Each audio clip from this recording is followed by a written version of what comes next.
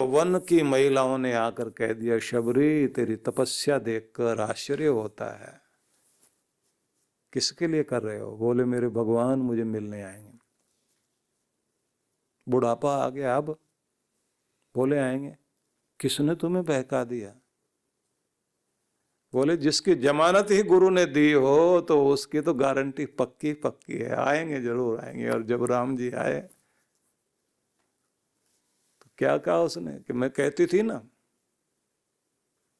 कोई और कहे न कहे, और के कहने को मैं कुछ नहीं, मैं तो देती, लेकिन मेरे गुरु ने मुझे कहा, गारंटी दी उन्होंने, आएंगे तो आज आ गए।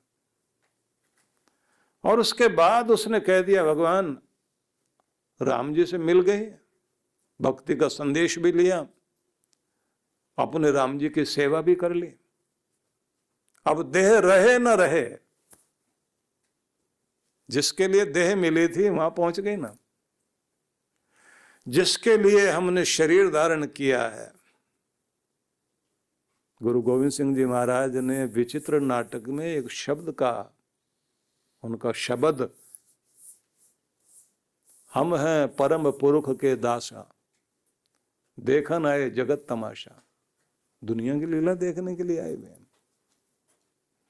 जब उस लीला को देखने के लिए व्यक्ति अपने आप को संसार से ऊपर उठा करके चलता है तो फिर दुनिया में फंसता नहीं है। इसलिए कहा गया बस उसकी शरण में जाओ और पूरी भाव भावना से जाओ, उसकी कृपा का प्रभाव होगा कि जो संसार में कहीं शांति नहीं दिखाई देती, वो परम शांति तुम्हें मिलेगी। और सबसे बड़ा लक्ष्य परमानंद, उस स्थान को तुम प्राप्त कर लोगे। क्या करें, कैसे चलें? आदि शंकराचार्य ने कहा कि भक्ति के लिए क्या क्या तरीके अपनाने चाहिए। तो उन्होंने कहा उत्तम सहजावस्था, सहज अवस्था को पहले अपनाओ। मध्यमा ध्यान धारणा, मध्यम श्रेणी में जाना चाहते हो तो ध्यान धारणा में आओ। कनिष्ठा शास्त्र चिंता च, और कनिष्ठ उससे भी छोटा कुछ मार्ग अपनाना है तो शास्त्र चिंतन करते उस तरह से चलो। और बोले उससे भी कोई नीचे होता है, तीर्थ यात्रा अधमा अधमा, छोटे से छोटा साधन तीर्थ यात्रा है। और उससे ऊंचा बोले शास्त्र चिंतन। बोले शास्त्र चिंतन के अनुसार जीवन जिया जाए, उससे भी ऊंचा कुछ है। बोले फिर धारणा अपनाओ, धारणा से ध्यान में जाओ। का सबसे ऊंची अवस्था क्या है? बोले सबसे ऊंची अवस्था है सहज समाधि। स्वाभाविक रूप से आपकी समाधि लग जाए। और सद्गुरु जब जीवन में मिलते हैं, जिसको कहा गया है कि जीवन का वसंत उसी दिन से शुरू होता है जिस दिन आपके जीवन में सद्गुरु का आगमन होता है। और इसलिए ये माना जाता है कि जीवन के विश्वविद्यालय में प्रवेश मिलता है अथा तो ब्रह्म जिज्ञासा। इससे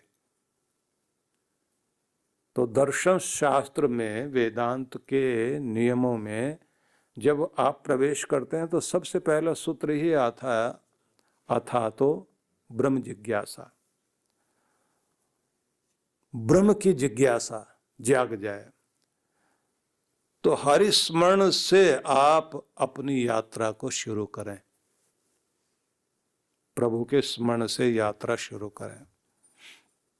और छोटे सा छोटा साधन शुरुआत करना चाहिए। तो लोग जाते हैं तीर्थ पर, तीर्थ यात्रा करते हैं। तो अभी जो है कुंभ की शुरुआत हो रही है, लोग कुंभ के लिए जाएंगे।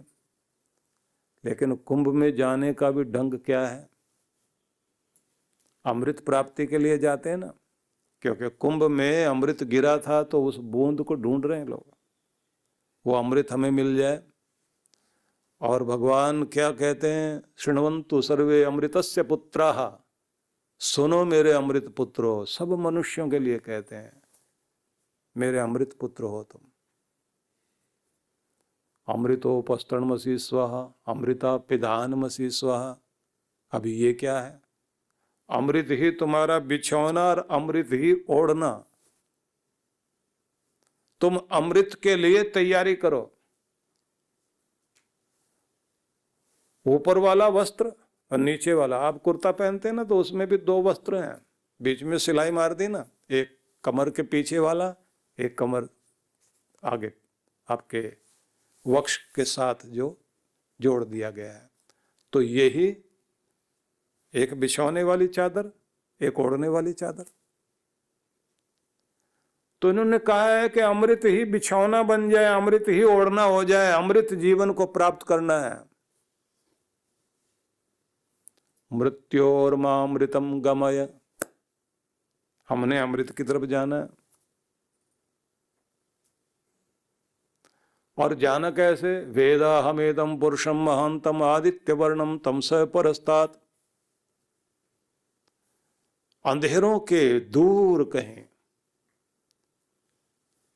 उस परम प्रकाश को प्राप्त करने के लिए, तमेव विदित्वाति मृत्युमेति नान्य पंथा विद्यते यनाय, उसको जानने के बाद ही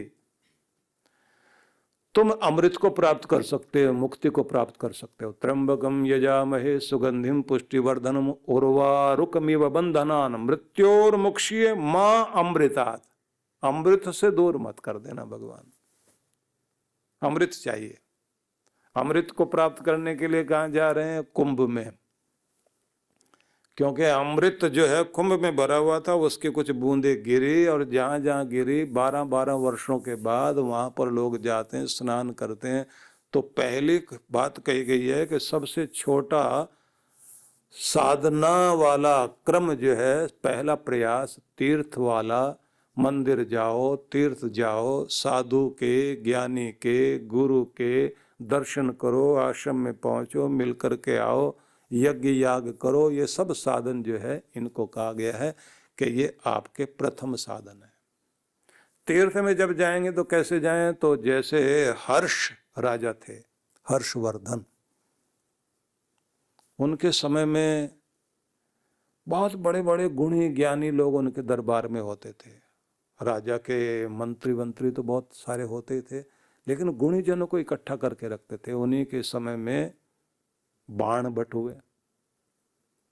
बाण भट्ट ने कादंबरी एक ग्रंथ लिखा, और उसी में है शुकनासोपदेश, और बड़ा प्यारा उपदेश है। लेकिन मैं आपको बताने लगा हूं क्योंकि वो चर्चा इधर उधर न चली जाए।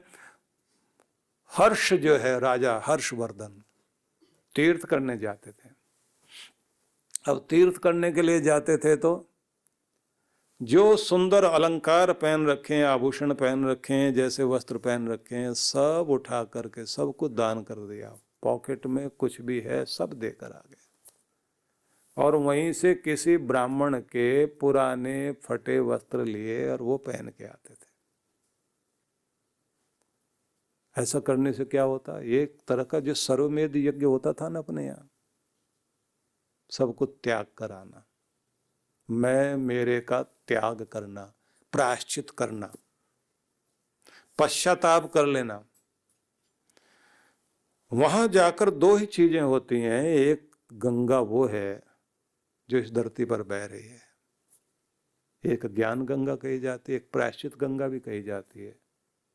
भक्ति की गंगा, प्रायश्चित की गंगा, ज्ञान की गंगा, सब गंगा अलग अलग हैं, लेकिन देखा जाए तो सारी एक ही है।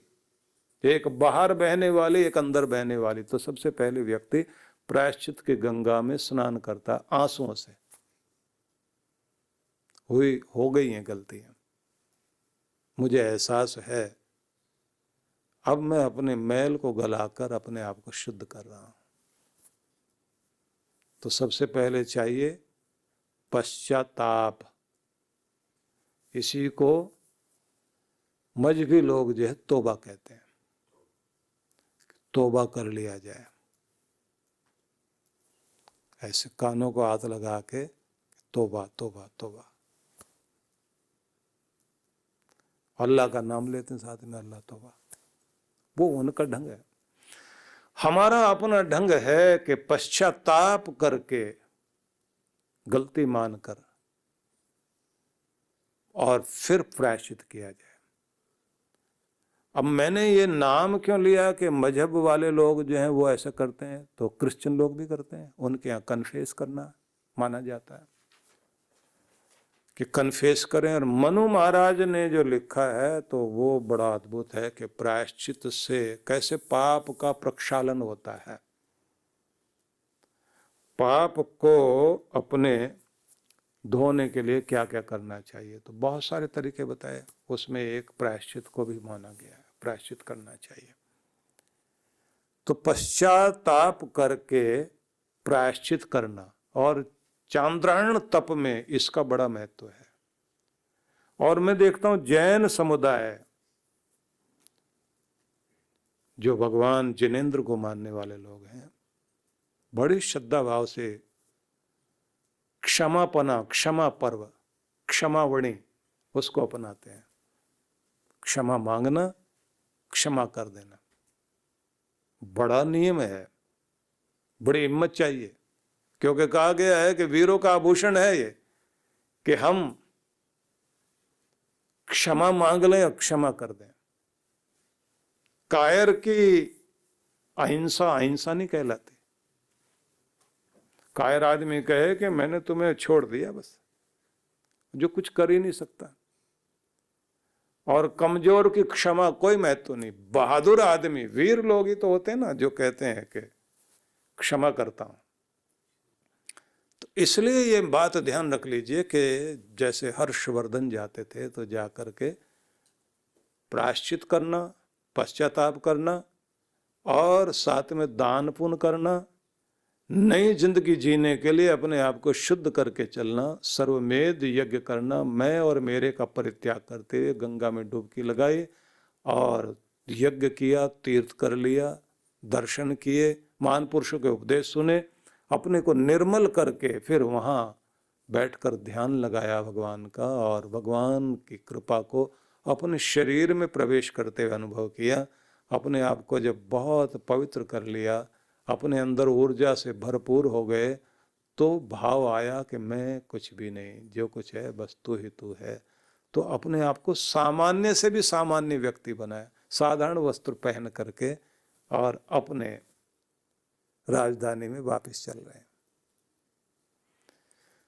तो महाराजा के दर्शन करने के लिए लोग जाते थे और कहते थे इनके दर्शन करने से भी पुण्य मिलता है। धर्मात्मा आदमी, और धर्मात्मा लोगों के अपने गुण हैं। जिनके जीवन में ये धर्म आ गया, सम्राट अशोक करते थे, क्योंकि वहां भी धम्मम शरणम गच्छामि, पहले किसकी शरण में जाना? धर्म की। धर्म जीवन में आ जाए, लेकिन धर्म जीवन में आए तो उससे पहले क्या? गुरु जीवन में आना चाहिए। बुद्धम शरणम गच्छामि, बुद्ध जीवन में आ जाए, गुरु जीवन में आ जाए, ज्ञान की शरण में पहले चले जाए।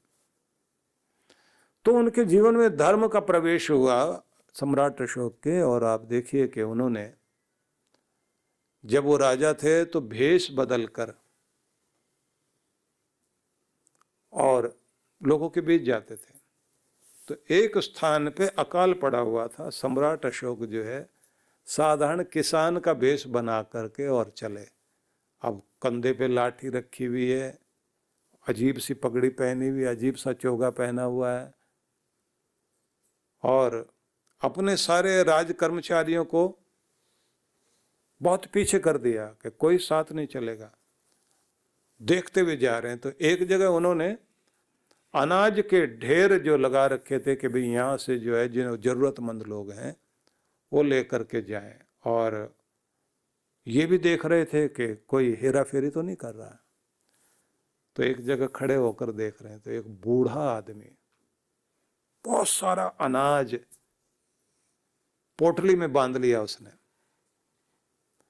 और जो राज कर्मचारी था वो बोल रहा है, बाबा तुम उठा पाओगे इतना? वो क्या कह रहा है, अकाल पड़ा हुआ, मेरे घर में खाने वाले बहुत हैं, जवान बेटा चला गया है, अब और बहुत सारे लोग हैं, उनके लिए लेके जा रहा हूं, उठा पाओगे? बोले जिम्मेदारियां ताकत देती हैं, उठाऊंगा। बढ़ता जा रहा है। सम्राट अशोक जो है वो किसान का भेष धारण किए हुए सामने आए और राज कर्मचारी की तरफ पीठ करके उन्होंने कहा, मैं उठाता हूं बाबा तुम्हारा बोझ, अब मैं लेके चलता हूं। अब वो गठरी बांधी और अपने सिर पर रख करके, देश का राजा, अब कहीं प्रधानमंत्री या राष्ट्रपति हो और वो किसी किसान का, किसी साधारण व्यक्ति का, किसी बूढ़े व्यक्ति का सामान लेके सिर पे चल रहा हो। अब बूढ़ा आदमी आगे लाठी टेकता टेकता, हाँ आ जाओ भैया, आ जाओ आ जाओ आ जाओ, और अपने घर तक लेकर गया और जाके जब वहां रखवाया, पसीना पहुंचा उसने और कहा, भगवान तुम्हें खुशहाल रखे, ऐसा बेटा सबको दे भगवान। और इतनी देर में वो राज सैनिक जो है वो आ गए।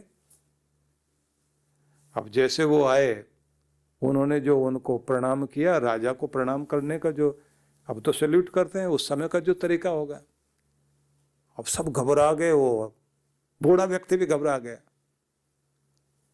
तुम किसको सैल्यूट कर रहे हो, मुझे या इसको? ये तो मेरा सामान लेकर आया। अब जो सैल्यूट कर रहे थे, जो उनको प्रणाम कर रहे थे, उनके तो बोलने की हिम्मत नहीं। एक अधिकारी आगे आया, बोले बाबा पहचानते नहीं, यही तो हमारे राजा हैं।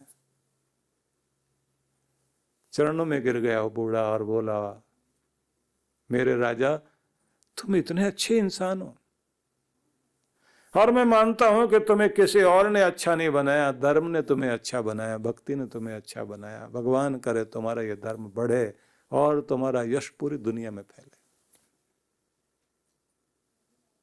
अब एक घटना से आज चर्चा हो रही है इस व्यासपीठ से। जिंदगी में उन्होंने और कुछ भी कार्य किए हो, लेकिन ये कार्य याद करा रहा है उनको। इसलिए कहा गया पहली अवस्था क्या है? बोले पहली अवस्था यही है कि आप तीर्थ करना सीख जाओ, प्रायश्चित करना सीख जाओ, इस मार्ग पर चलना सीख जाओ। शरणागति का ये मार्ग है, सबके हृदय में भगवान बैठा हुआ है, भक्ति वहां तक लेकर जाएगी। सद्गुरु श्री सुधांशु जी महाराज द्वारा मानव सेवा को समर्पित संस्था विश्व जागृति मिशन वर्ष 1991 से धर्म, समाज एवं मानवता की सेवा में संलग्न है। यह संस्था 90 मंडलों, सेवा केंद्रों के माध्यम से न केवल भारत अपितु देश के बाहर अनेक देशों में सेवा के कार्य कर रही है।